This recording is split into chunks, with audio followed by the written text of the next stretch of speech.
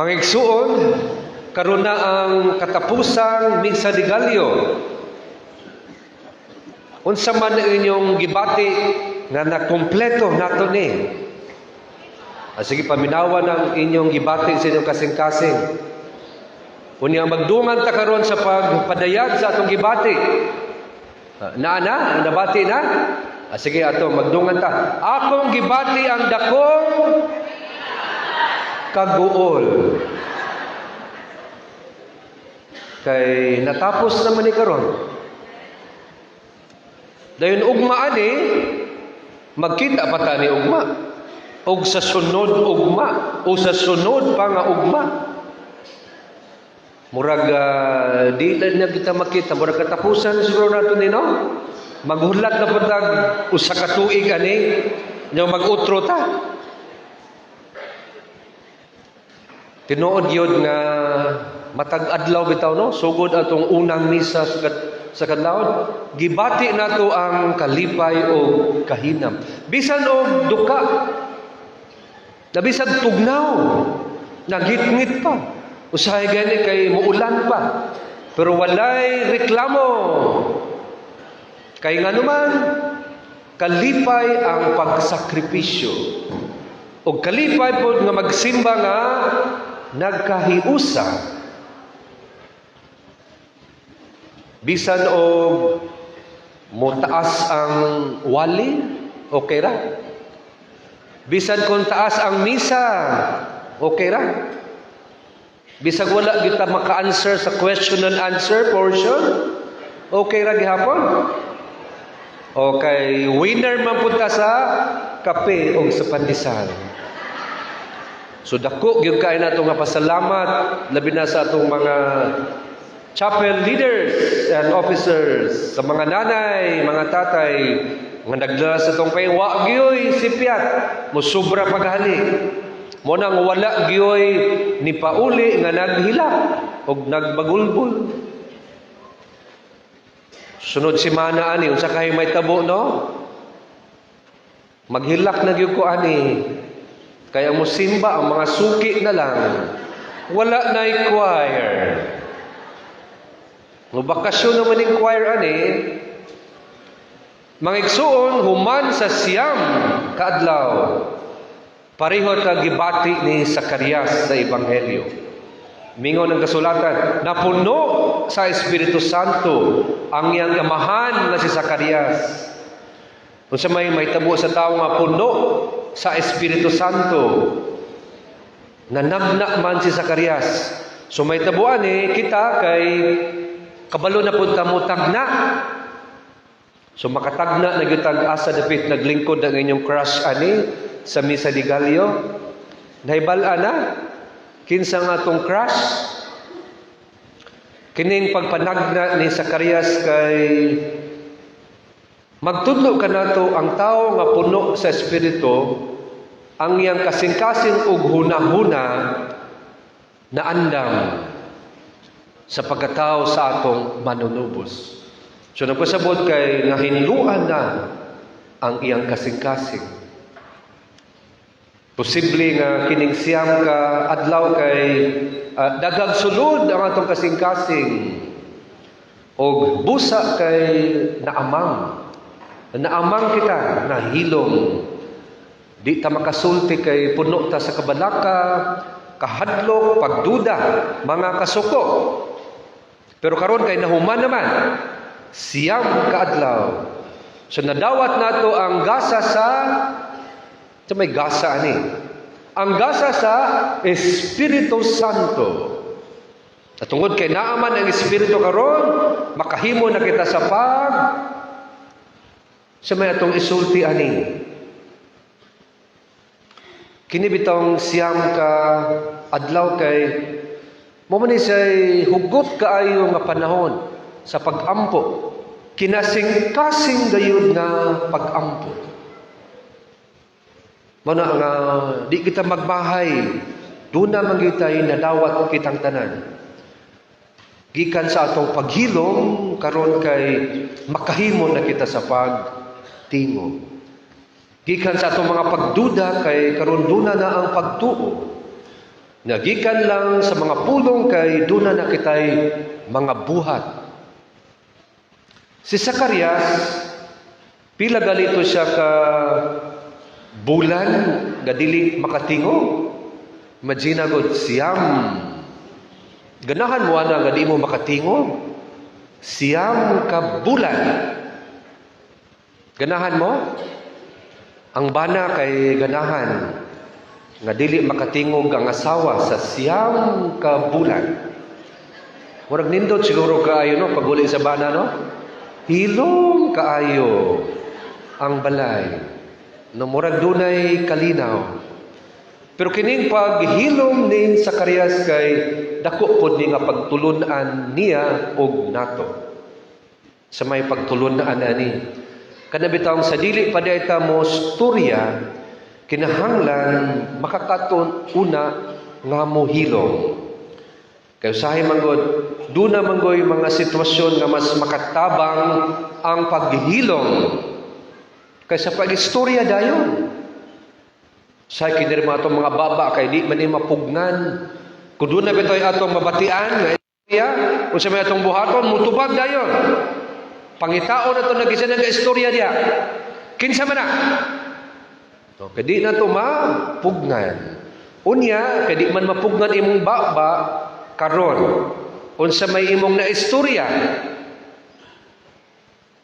So, sahay, kaya doon na tayo mga istorya bitaw nga, magmahay rapunta. Kanang atong gisulti nga hait kayo, kanang mga sakit kayo nga istorya. Dugay na ba kayo ng maulian? Lawom kayo na og mga saman. Mao na, pag istorya na to, nailhan ni noon, unsay atong batasan. Na mao na, mas mayo nga sa dili pagyud mo sulti. Bisag ka istoryahon na bitaw yung ka, atong hinumduman si Zacarias. Kung siya may nahitabo ni Zacarias. Mas may siguro nga duna pa ang paghilom. Mas makatabang ang paghilom kaysa pag-istorya. Pero wala po nagpasabot nga di na to istoryahan. Ato yung istoryahan sa panahon nga abli na po kita nga mamati. Kini nga to mga pulong kay gamahanan. Bisan kung gamay lang, dako kay nag-epekto. Kanang pulong bitaw nga, dili ko. Sige, sulti ko na ninyo, be. Dili ko. Tana mo, simba na ta. Dili ko. Tana mo, apil ta sa meeting. Dili ko. Tana, mag-practice na ta sa choir. Dili ko. Tana mag-practice na ta sa itong presentation sa Pasko sa parokya. Dili ko. Uy, apil ba ta? Apil ta karong fiesta sa Sagrada Pamilya. Doon na ba tayo mga presentation na? Dili ko. Tana mo, palitan ta Christmas balls. Kaya katapusan na ba? Murag i-sale na siguro na nila. Dili ko. Na-imagine na? Gamay ra kaayo nga pulong. Pero, unsa may epekto ana?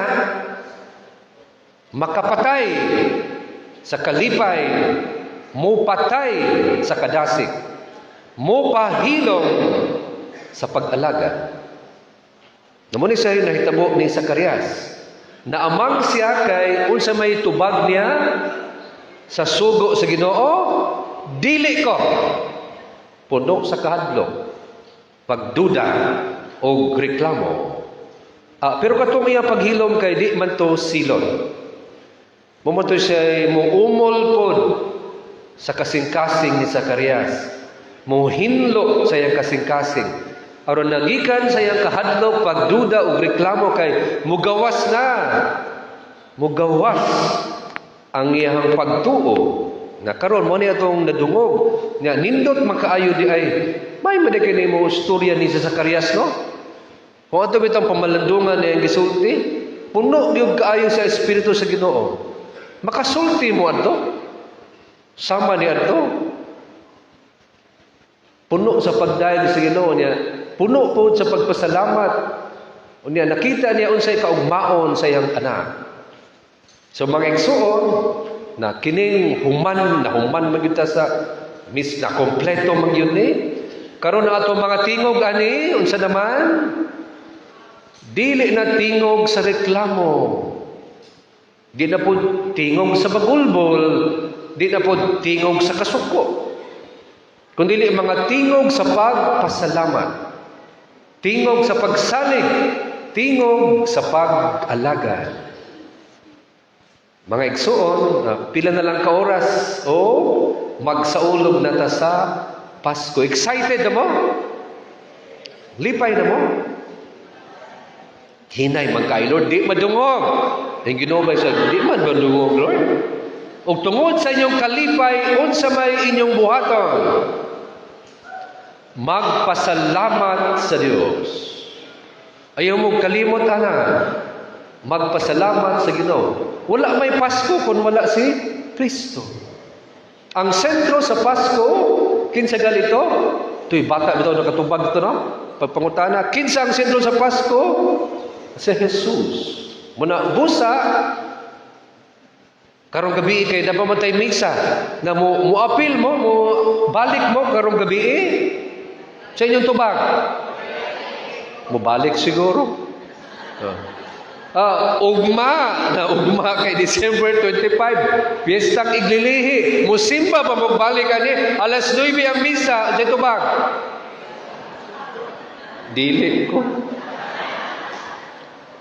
Sayaw kalimot, no? Ang Pasko kay pagpasalamat sa Ginoo. So wala na'y bagulbo reklamo. May gali kay panahon bitaw sa Misa de Gallo, wala ra mo po may reklamo, no? May ato sa opisina. Huy, kusog kay inyong sounds. Hinahinayin na. Karon kay ang kasing-kasing, kay puno man sa kalipay, unsa may musulod karon sa huna-huna. Nalipay man gud mo, no? Tanawa ko ni mong tabasyon, nalipay yun ka. Kita may gakuyog karong Misa de Gallo. May nalipay yun ka, nagsigita kita. Kung nalipay yun ka, ang may tabuan kay magunahon amang ka, unsa may akong himuon para sa Ginoo. No, kay mo man Pasko man no, iya man yung pagkatao ni. So unsa yung regalo alang sa Ginoo. Mo bini say nahitabo sa no pagbasa, si Hari David kay karon malinaw na, malipayon, unya niingon siya, nagpuyo na ko sa palasyo, apan ang Ginoo naa sa tulda, ug busa unsa iyang hunahuna, unsa kay akong pwede himuon para sa Ginoo. Sa inyong kalipay ug sa inyong pagpasalamat na unsa man ang inyong gustong buhaton. Unsa inyong regalo para sa Dios. Nahilom lagi mo. Dili ba pwede? Tanawa daw ninyo niyo, sakto ba ni? Ginoo, tungod sa akong kalipay, dublihon na ako akong pag-ampo, Lord. Kapila man gyud mo, pila ka oras inyong pag-ampo, be? Kung nag-ampo mo sa kadlaw og 3 ka oras, Lord, unom na ka oras, Lord, pag-ampo, Lord. Tungod sa akong kalipay, Lord, mukugin akong simba, Lord. Kada adlaw nito ko mo simba, Lord. Hala, malipay ka ng mga suki, ani. Madungagan namin. Tungod sa akong kalipay, Lord, hala, mo serbisyo na ko simbahan. Mo apply ko, Lord. Mag-lay minister na ko, Lord. Kung marag nindot, siguro mulingkod ko ba nito, Lord? Wa pa mo serve yun, no? Hala, mag-altar girl o mag-altar boy ko, Lord.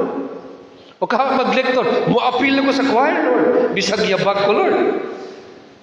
Tungod sa akong kalipay o kadasig. O karon kay mapasalamaton mo ko, mutabang ko sa mga proyekto sa parokya, Lord. Sama sa kusina. Ako na yung pahuman sa kusina, Lord. Wow, nahilom lagi mo. Mura kog buang dili ako rin nga istorya ni. Unya kay do naman tay kasaulugan sa Sagrada Familia. Tungod sa akong kalipay, Lord, musayaw gyud ko, Lord. Bisag di ko kabalo musayaw, Lord. So mga igsoon, una pamalandungi unsa may inyong regalo para sa Ginoo. Ang Ginoo nga miusab o mibago sa atong kinabuhi o sa atong kasing-kasing. Pero ayaw mo kagol o kabalaka. Kay ang tubag bitaw sa Ginoo ni David. Siya nga, okay mo po na imong plano, pero pamalandungi, ayaw na lang kanang unsa imong buhaton o para nako.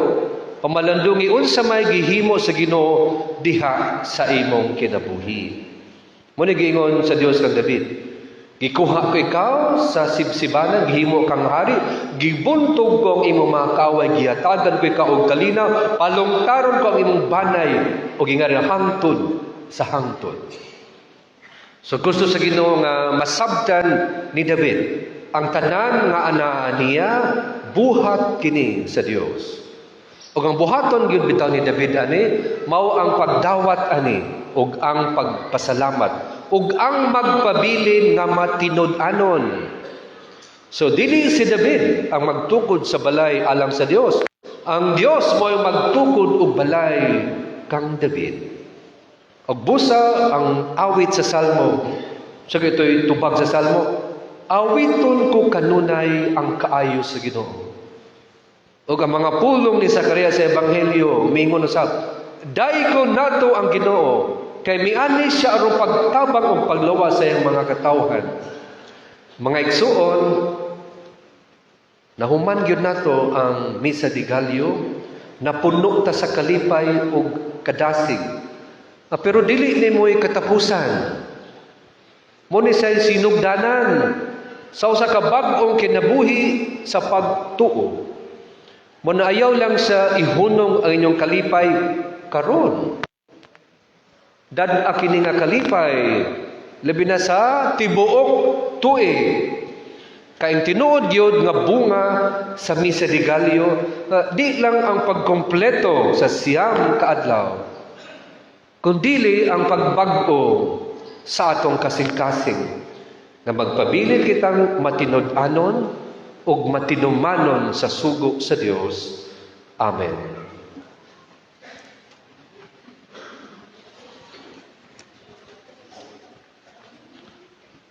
Palihog